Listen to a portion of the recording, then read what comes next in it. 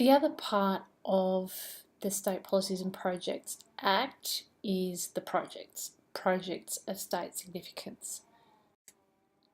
This is perhaps a little bit more engaging and current than the state policies, not because the state policies don't matter and frequently come up in the news in terms of discussion about coastal erosion and various overarching imperatives that we do have state policies for.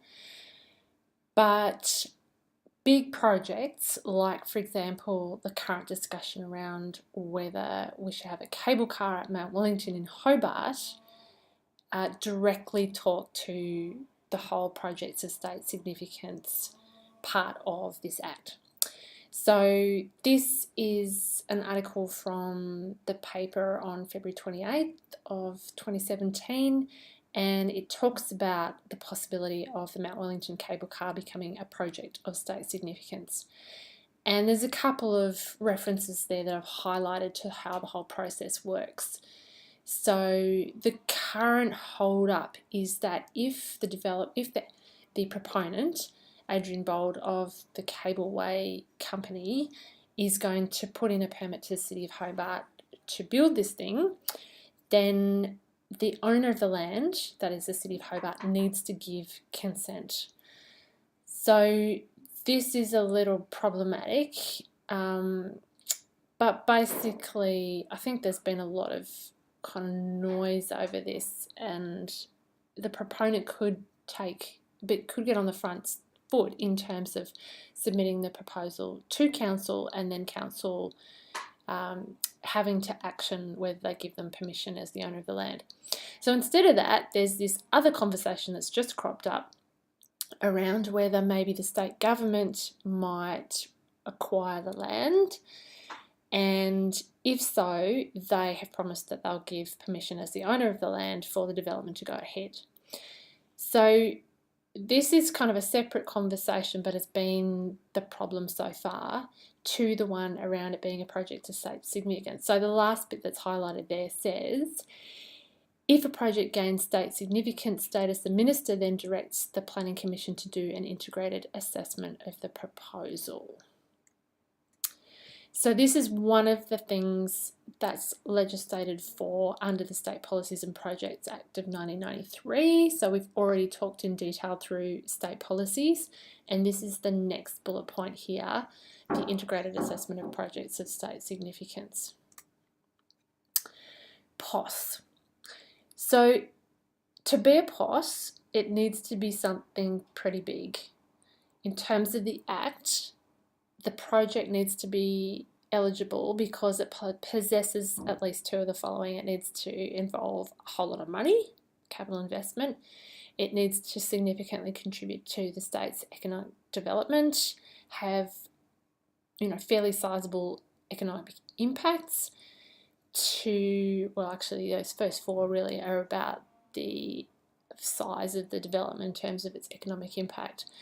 Have a significant impact on the environment, be pretty technically demanding, and have significant infrastructure requirements. So this requires a really substantial document. There's a whole lot of words on this screen, but basically what the process requires is the production and approval of an integrated assessment document, and this is likely to have national significance and likely to trigger the EPBC, Environmental Protection and Biodiversity Conservation Act. There are only certain ways the APBC can come into play in terms of any development. So even a small development on, say, a house in the suburban bushland of Hobart might trigger EPBC if, for example, there's a threatened orchid on site. So, but in terms of the size and the impact of something that's declared a POS, most likely there'll be something that would trigger that national legislation. And then the state and the Commonwealth come to some sort of agreement about how they're going to assess that. In the case of integrated assessment, it can get all rolled into one. But integrated assessment also means that there's going to be economic, social, and natural area impact assessments done by qualified experts. So from the developer's perspective, this is a big deal and it's very expensive. So it's kind of a two-edged sword here. So they're biting off a really big financial commitment in terms of getting this document together, but they're also this process means that basically Parliament are the ones that tick it off. So going to that third dot point there, the Commission prepares the guidelines for how it should go ahead. The applicant prepares this massive document. The Commission goes to the public, makes sure that everybody who wants to say has a say. They report to the Minister, the Governor makes an order, and then it needs to go through Parliament. So it's not so much different in terms of process, but the decision maker is different, and it's a much more comprehensive look at the impact of the proposal compared to something that's not a POS. Fast track approval process, I think the answer to that is no. It's often not. I don't know whether the lay view of a POS is that it's a fast track approval process, but it is long and involved and quite a formal process. So it's my understanding that developers like to stay away from this because of the cost involved up front in terms of getting the documents together.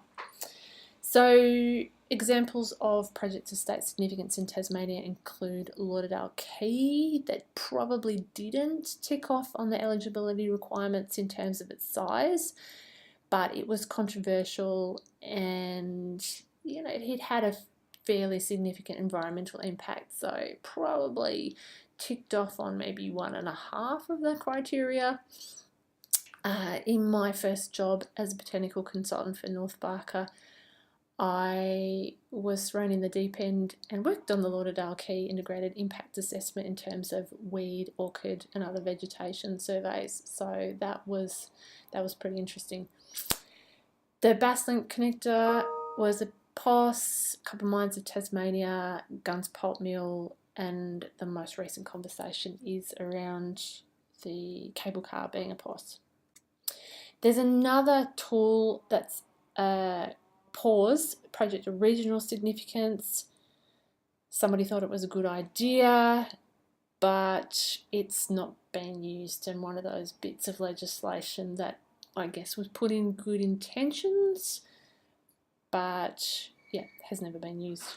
What has been used, but only a couple of times, is something called a Major Infrastructure Development Approvals Act, and so this was put in for those proposals like a gas pipeline that went across 10, 11 local government areas to try to make it easier for these major infrastructure projects that covered a lot of different parts of Tasmania to all be assessed at once. So it's particularly for linear infrastructure, and the Act sets up the approval and permit issuing process.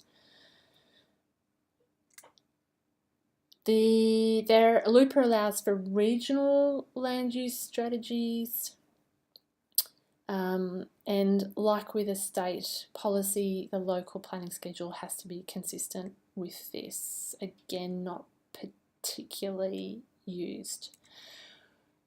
So what you are going to need to get your head around is LUPA. So the main part of LUPA is called Schedule 1, and there are objectives in there, and it allows for state planning provisions and then kind of local tweaking, local provisions that allow for sensitivity to different local requirements. So that main Schedule 1 part of the Act has the following objectives.